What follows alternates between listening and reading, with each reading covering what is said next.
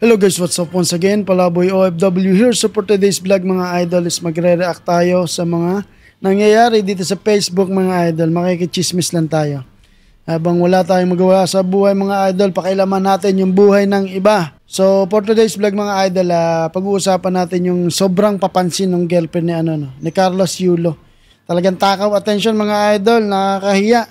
Or talagang chance niya yun eh. Wala tayong magagawa dyan. So, respect the chance and the opportunity.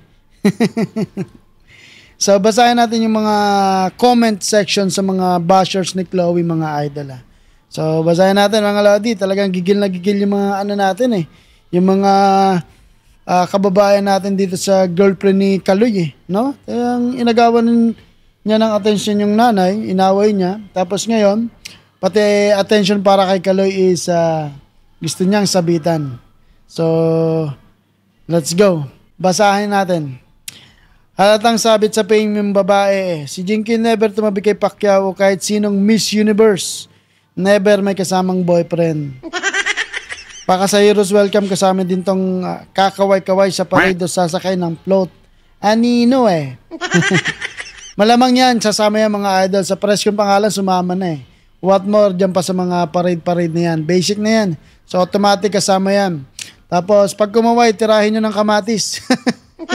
De, joke lang. So, kawayan nyo rin. Grabe naman kayo. Alam nyo na, ex-senadora, is she the wife, the manager, the trainer? I mean, we all know na girlfriend na siya.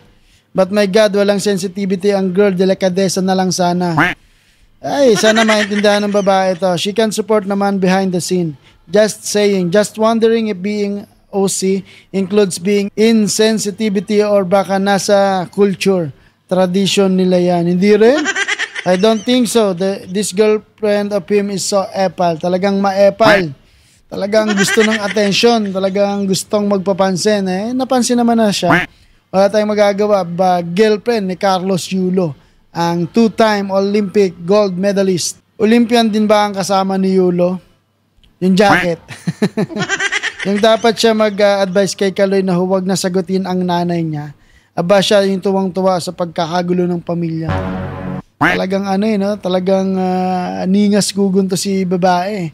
Gustong angkinin si Carlos. Wala tayong magagawa dyan. Chloe, please give Kaloy space. It's his achievement, not yours. You're not part of the Olympics. Move over. Chloe is also his achievement. Sa bagay, achievement din ni Kaloy yung syempre bebe mga idol. Wala tayong magagawa dyan. So yun, talagang gigil na gigil yung mga netizen dito sa babae ni Sir Kaloy. So ni minsan si Jinky hindi sinapawan si Pacquiao para magpasikat sa madla. Grabe to, moment ni Kaloy yan, ba't ka lagi kasama? Gilid ka lang dyan. Nandyan na siya wala tayong magagawa dyan. Anong papel niya dyan? Di naman siya athlete. It's all about Carlos Yulo winning Olympic. Kaya naiinis sa'yo ang ina. Kita nyo naman, naka-jacket pa nga bakit hindi maiinis ang mga madla?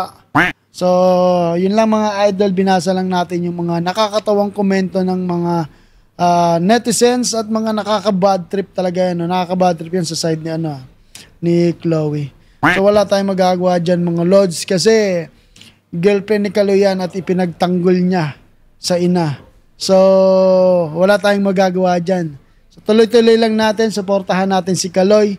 Yan yung ating two-time Olympic medalist. So may bisita tayo dito. Paps, may nandito ka naman. Sayang to, ganda na ito. Isang komento lang. Anong masasabi mo dito sa picture na to? Ano ba to? Sino ba to? Girlfriend ni Kaloy. Alam mo si Kaloy, diba? Ano masasabi niya? Supportive to na girlfriend Mas supportive pa to dun sa coach niya.